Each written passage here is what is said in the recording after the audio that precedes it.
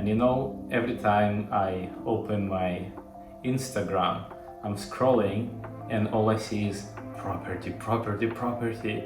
There are so many gurus and everything, and I am so overwhelmed and lost. And if you're in the property world too, I think you know all these faces. Millionaires and billionaires don't go out. Here, 30 properties before 30. Property investing is dead. On $180,000 passive income. Don't believe what the generals create wealth through property investment. At least $60,000 saved. This is how you build a property portfolio. We saying property investors, stop scrolling. If you're a property investor, then this is for you. A free property market report that I want you to check out. For my property workshop, because it's actually From replacing your income using property. 3 locations that are actually going to boom. There are 3 locations that are actually going to boom. This is my favorite one. Okay, so I am just making my first steps in this property journey, as I told you before. So I have few updates for you today. I have them already with me. The first one is I would like to introduce you another property that I found, and I'm thinking of investing into it. I'm not sure yet. It has some benefits and there are some questionable things about it. I didn't invest yet, but let me tell you a few things that I like about it and a few things that I'm a little bit concerned about. So first one, this is another townhouse of the plan that will probably be finished in 2026. The pre-sales has just started. It is located in Queensland, in northern Brisbane. There is like a peninsula called Redcliffe. I've been there a few times and it is quite a built-up area. So there is not much land, probably no land at all. And that is actually the first benefit of it, the first thing that I like. Even in its advertising materials, there is one picture that kind of tells it all. You can see only a small piece of land available, everything around is built up. And as I said, I've been there, there are restaurants, there are nice places to go, and more importantly, it has a beach, it has water. It's not actually pretty, but it's still a water. Second one, it is a bit expensive, so it starts in I think over $900,000, something about it. It goes from 900 all the way to maybe like 1.1, 1.2, but the starting point is in the middle of 900s, and it is not that far from Brisbane, so it is still possible to drive there occasionally. However, I don't think potential buyers, maybe even renters, will be like commuting to Brisbane every day. My impression from the Redcliffe is like for older people, for some couples, like older couples in their like 50s and 60s, and the lifestyle that it offers is like you can go for a walk along the beach, you could enjoy the view. It's quite quiet, so this is where I picture like future buyers or maybe renters. And the last thing that I like about it is size. It's quite generous, so I think it starts from 170 square meters and it goes above 200. So it's a 3 and mostly 4 bedrooms. So that thing looks good to me. And now to the things that I don't like. So firstly, the beach is actually not too nice because this water is sort of isolated from the open ocean by a massive island. So when you're looking at this water, you're not gonna see like massive waves, and it doesn't have a feeling of like an ocean with like big waves, and it's still a water, but it looks like a lake to me. Then as I said, the neighborhood is a bit cheaper. However, to the north there are some really expensive houses, like northern part of Redcliffe.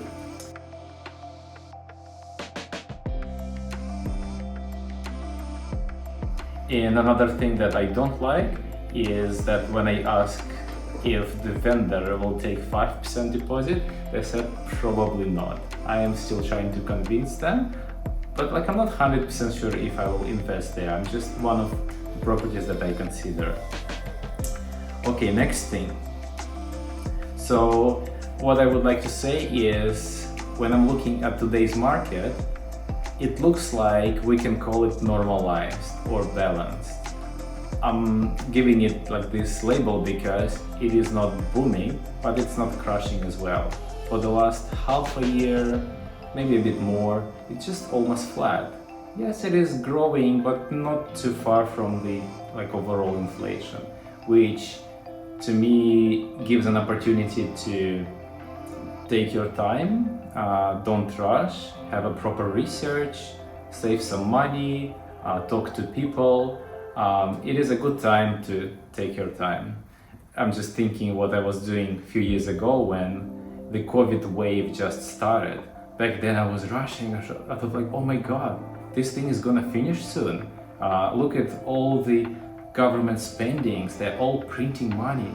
Of course, those money will come to the investors' hands eventually because people are saving, they cannot spend, everything is closed. Once they will save enough, most likely they will try to buy a house. So that was my memories from those days. Okay, I have another interesting point that I was going to tell you. So here in Australia, we have interesting situation where we have a third of population owning a house outright with no mortgage, they just own it, a third. Then we have another third that owns a house with mortgage. So practically 2/3 of population owns a property, and the last third is renting. So what happens is the 2/3 of property owners, they actually like the fact that house prices are going up. But the renters, this third of population, they are screwed. Like, they are in a really bad situation. They struggling to buy a house and they're looking around like, hey, look at me, what's going on? And the 2/3 looking at him like, well, sorry mate, this is how it is. They sort of quietly supporting it. They quietly, maybe a bit like selfishly, yeah, well, as long as I'm good, my house is now worth a lot more than when I bought it, I'm okay with that. So it's, to me, I find it a bit like funny, a bit even selfish, but this is how it is, so we have to think about it. And the last thing I wanna talk about is what is success, because I'm looking through all those advertisements and it looks like they portray a successful thing is when you bought an investment property. But I would question that, because I think this is the first step in the right direction, but this is not yet a success. It's like, okay, you have your foot in the door, but how does it make you happy? Like, I don't see that. I would probably define success as enjoying a freedom. You should enjoy a financial freedom. You should enjoy financial freedom, buying things that you like, spending time with your family, travel around, and not limiting yourself.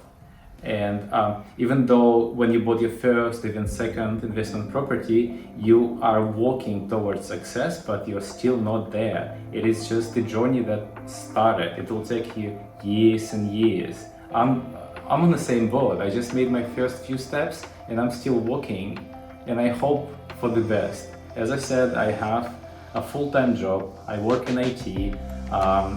Maybe in 5 years, maybe in 10 years, I will finally get there. But I'm not claiming that I bought investment property now, I'm settled. No, I have another comparison.